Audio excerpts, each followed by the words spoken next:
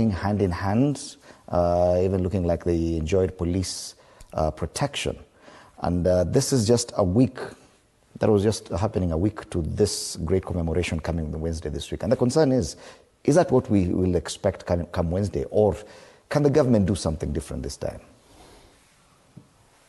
Yeah, Fred, if you could also have played the same Sakaja when he was in Western Kenya, that would give the background to why people put the blame on him. I don't know whether it's available, but that should have been played, where he actually promised. He said, "Let them come." Now, so what do we believe? Which one do we believe? I mean, that is where we get confused. I mean, that straitjacket, that guy there looking like a statesman with the background of our flag, and so on, is the same guy who spoke like he was going to bring goons, and so the question should go back to him. He said, "What did you mean then, and what do you mean now? Can you be consistent? Can we trust you?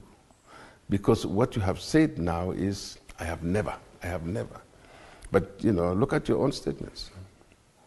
Look at what happens around you. And then secondly, the question to ask Sakaja is, then what have you done to prevent mayhem, to prevent those goons? This is your city. Yeah?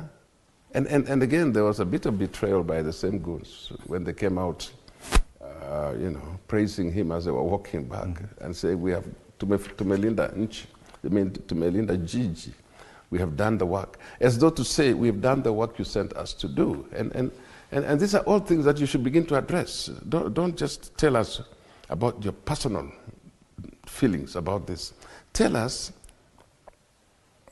how those guys would come to your office or around your office and say, Igwe, we have guarded the city. And to be found to be in that kind of company, where you declare things like this, and things happen in your watch, then, you confuse these young people. You confuse them. You think by now issuing a statement like that, you can convince people. And I tell you, there's something about, we keep talking about that trust deficit. Once people have lost that trust, it doesn't matter what explanation. He was here looking like he's addressing the nation. But to tell you the truth, people ask. Your actions speak louder than your words. It is not interesting, and Sakaja did not do well by yesterday pretending that he was denying, because there was Sakaja salute by those goons when they were passing along the city, the governor's office, having accomplished thuggery, of course with the police abetting the thuggery that happened, and shooting a very innocent man selling masks.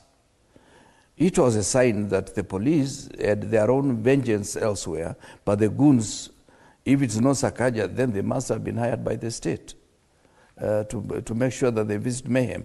I remember the meeting that Sakaja was when he was demanding that nobody will play in Nairobi. There were other state operatives who had already shown clear signs that they were not going to tolerate any form of protest or even demonstration whatsoever. And it's become almost a mark of this regime that they're intolerant to alternative opinion, whether it's by members of parliament or by any individual in society. They are also intolerant to people who call them to order.